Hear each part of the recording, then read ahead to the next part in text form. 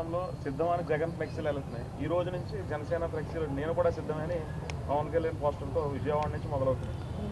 అంటే దేనికి రాజకీయాలు కట్టు పెట్టి యాక్టింగ్ చేసుకోవడానికి సిద్ధమా? పక్కనే పెడుతున్నారు జగన్ ఫ్లెక్సీ పక్కనే. ఇగో మా అన్న చెప్తా ఉన్నాడు 4వ పెళ్లికి సిద్ధం అంట. 4వ పెళ్లి అంట. 5 ఏళ్ల పదవీ కాలం ముగిసిపోతుంది వైఎస్ఆర్సీపీ పార్టీకి. ఇంకో 2 నెలల్లో మళ్ళీ ఎలక్షన్ రాబోతుంది.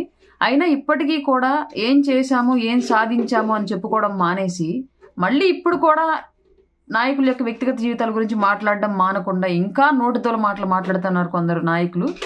ఎక్కడ పట్టినా సిద్ధం అనే బ్యానర్ ప్రజల డబ్బులతోటి పార్టీ ప్రచారం చేసుకుంటూ జగన్మోహన్ రెడ్డి వేసిన బ్యానర్లకు కౌంటర్గా జనసేన పార్టీకి సంబంధించిన నాయకులు ఒక చోట వేసిన కౌంటర్ బ్యానరు, దానికి సంబంధించి మన రీల్స్ స్టార్ అయినటువంటి భరత్ గారు, ఎంపీ భరత్ గారు చేసిన కౌంటరు పవన్ కళ్యాణ్ గారి మళ్ళీ వైవాహిక జీవితం గురించి ప్రస్తావించారు.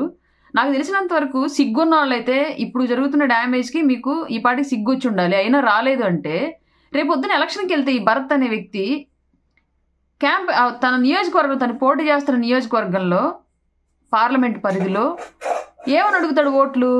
పవన్ కళ్యాణ్ గారికి 3 పెళ్ళిళ్ళు అయ్యాయి, అయినా ఆయన భార్య, ఆయన బిడ్డలు వాళ్ళు అంతా ఎవరి జీవితాల్లో వాళ్ళు సంతోషంగానే ఉన్నారు, నేను మాత్రం ఒక పెళ్ళే చేసుకున్నాను, ఉన్న పెళ్ళంతను సరిగ్గా ఊరేగలేక దాన్ని హింసించి గృహహింస కేసులు పెట్టించుకొని సిగ్గు సరళ లేకుండా నేను ఒక మనిషిని, నాది ఒక బ్రతుకు అని రీల్స్ చేసుకుంటూ తిరుగుతున్నాను, నా భార్య మాత్రం నా మీద గృహహింస కేసు పెట్టింది, నేను ఇంతటి పోటుగాడిని అని చెప్పేసి పోయి నాకు తెలిసి నియోజకవర్గంలో ఓట్లు అడుగుతాడు ఈ మార్గాన్ని భరత్ అనే వ్యక్తి.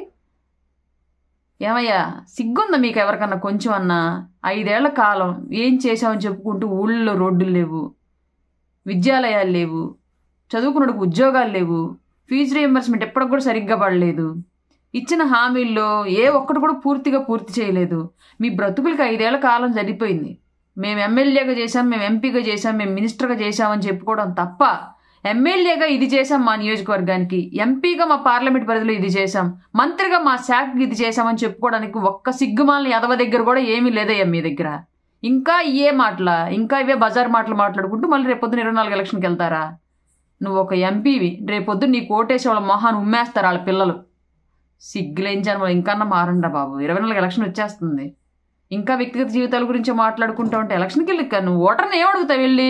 ఇదిగో నా బ్యాలెట్ పేపర్లో నాకు ఇది, నా గుర్తు ఇది, నేను పోటీ చేస్తున్న ప్రాంతం ఇది, నాకు ఇది ఓటయ్యి పవన్ కళ్యాణ్ గారు 3 పెళ్లిళ్ళు చేసుకున్నారు, నేను మాత్రం సింగిల్ పెళ్లి చేసుకుని నా పెళ్ళాన్ని సరిగ్గా ఏలుకోలేక హింసించి కేసు పెట్టించుకున్నానని చెప్పేసి పోయి ఓటు అడుగుతావా?